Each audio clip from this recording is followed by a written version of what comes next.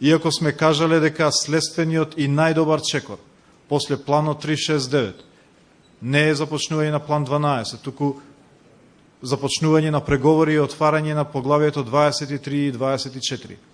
И се разбира, таа битка продолжува овие денови. Овој месец е најважниот кој што ќе ја одреди судбината на државата во овој правец. Вчера и завчера и денес во Брисел се драфтираат заклучоците, предлог заклучоците кои што треба да се донесат на јунскиот самит на Европската Унија.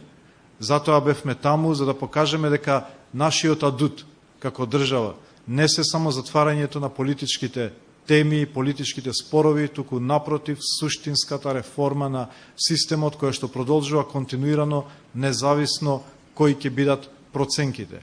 И за да не создадеме гап помеѓу или јаз помеѓу планот 369 и започнување на преговори, го лансираме оваа недела планот 18, кој што треба да го покрие периодот од завршување на планот 369 до наредниот извештај на Европската комисија, попрецизно кажано до започнување на преговорите и отварањето на првото поглавје.